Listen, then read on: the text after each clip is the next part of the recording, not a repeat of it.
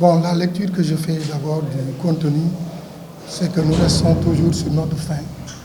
Parce qu'on nous a confié l'équipe pour construire. Nous sommes dans une construction.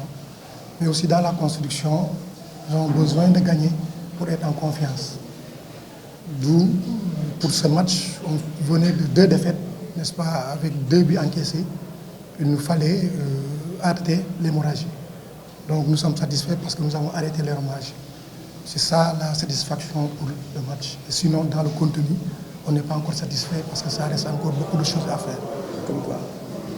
Comme le jeu, n'est-ce pas, la maîtrise du jeu, n'est-ce pas, et dominer l'adversaire, parce que c'est ça que nous connaissons du Casa Sport. Et nous sommes en train de travailler pour y arriver parce que nous avons des jeunes. Et ces jeunes ont besoin d'être en confiance. Et je pense que quand ils seront en confiance, ils arriveront à mener l'équipe à son issue d'antan. Oui, vous savez, au début, quand on démarre les entraînements, quand il était dans l'équipe junior, il est venu nous dire qu'il jouait comme axe central. Et au fur et à mesure, il nous a fait comprendre que son véritable poste, c'est le numéro 10. Mais comme il nous donnait satisfaction au début de la saison,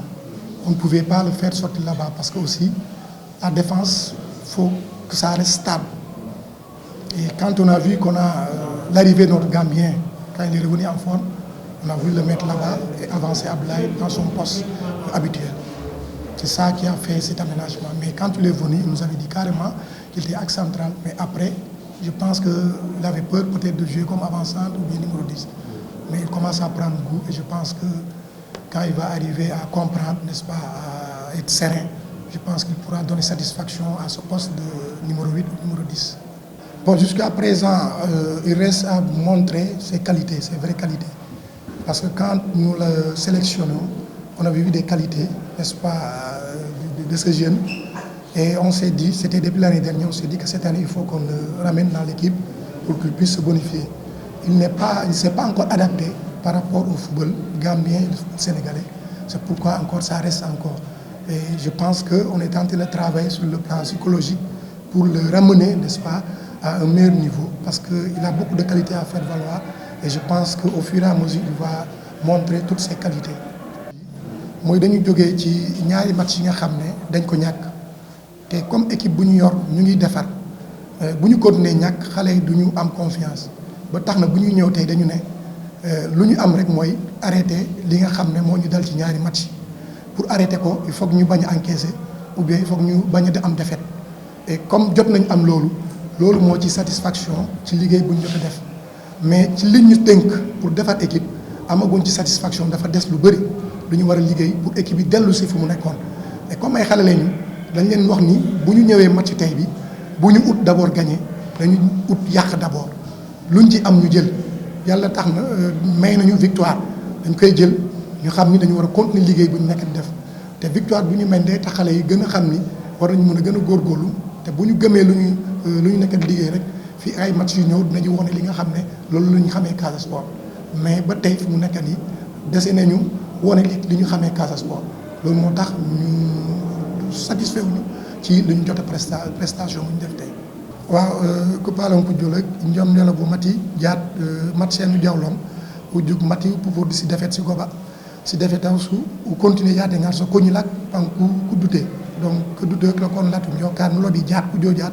di ko nges jakkum di ko encaisser di ko nges jakkum ko mbaj defet ba jub jaat defet manu ngar ay point wala si point si feegi pan ko jaw biok ku yinen fa nga foli ku yinen ja fa nga foli pan ko ngolen ku yison ko ngolenu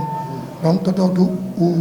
babaj to anu fa ñu sumali sum bare ngañu kay sen football yank fa sum Casa Sport parce que Casa Sport football yank fa sim que jouer man ko dominer équipe man ko nga match mais pour le moment kuñ na ko noké num ku bajor apit sur solo yokane nges brok kon ni brokap pour mi ko ngoru Casa Sport tan la kër tam kan ko faas yo kontaan nañ ci torop quoi bu baax parce que ñaar défaite lañu jóge door ñu Jaraaf door ñu 2-1 ñoo Mour Petit ko door ñu 2-0 métti woon na trop si ñun ne non foog ñu dem liggéey pour préparer match contre ñaari tali parce que duñ fi ñëw ñuy yóbbu défaite encore parce que day gën a métti loolu tey ñu ñëw ñu ne foog ñu bàyyi suñu bakkan ci biir terrain suñ ko defee incha allah nañ jël résultat waaw suñu biir dëkk moom ñun xamuñu daal lu xew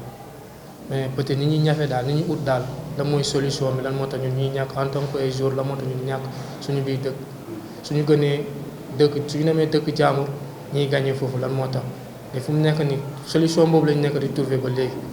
mais j'espère xam naa ni dinañ ko kii quoi dinañ ko retrouver ñafe rek liggéey rek moo mu indi nag si senior yi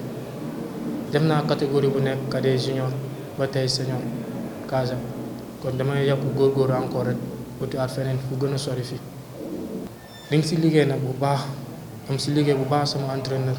ba moo tax tey ma gën a am confiance pour mun a jàpp ballon yooyu noonu su ma amuloon confiance kon di ma ko doon jàpp